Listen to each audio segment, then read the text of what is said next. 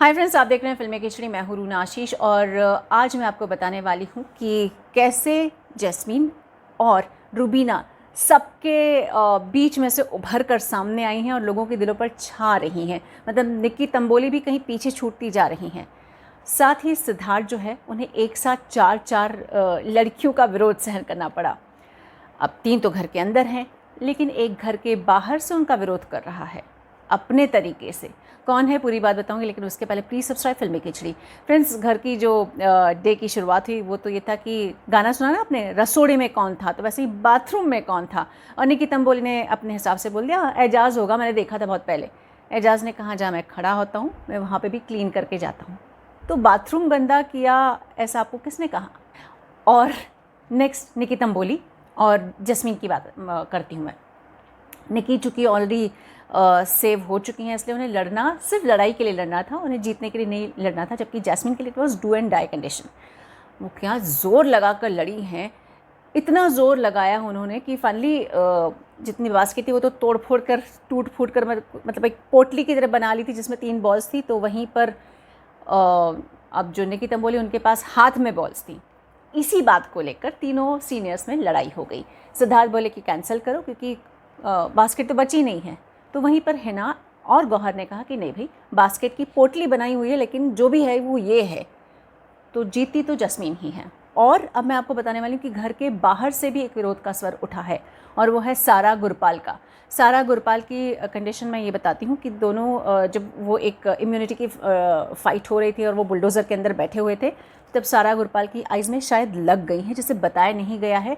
हालांकि हिना ने बोला था कि she is a very strong girl, उसे देखने के लिए डॉक्टर भी रोज़ आ रहे हैं, तो शायद उसे बचाया जाना चाहिए। बट जनता को मेरी पर्सनालिटी अच्छी लग रही थी, नेशन को मेरी पर्सनालिटी अच्छी लग रही थी।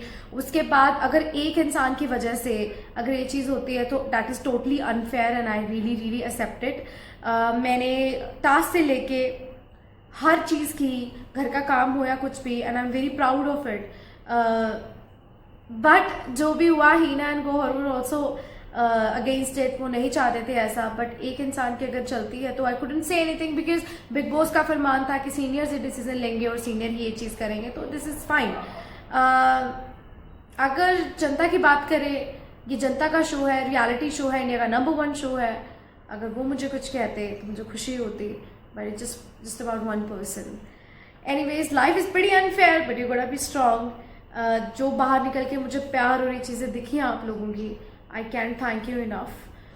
This is overwhelming and I really wish कि इस चीज़ का जवाब मिले सबको।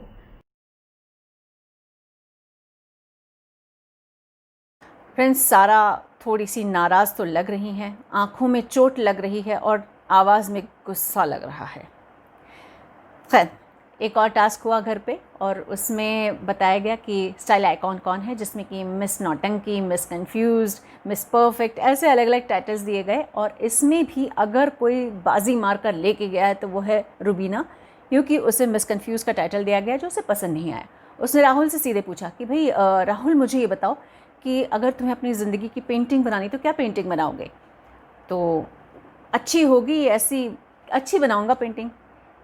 तब रुबीना ने कहा कि मेरे जैसी होगी पेंटिंग, मिस कंफ्यूज जैसी, क्योंकि तुम्हें समझ में ही नहीं आता है। और मैं बहुत खुश हूँ कि मैं तुम्हारे जो भविष्य है या फ्यूचर है उसे मैं अपने हिसाब से तुम्हें रिप्रेजेंट करके बता सकी। और जो चारों खाने चित किया है, मज़ा आ गया था। I mean the way she gave it back was too good. Friends, आपको क्या लगता है? लिख कर ज़रूर बताइएगा, और ये भी बताइएगा कि सारा गुरपाल, उनके बारे में क्या सोचते हैं आप।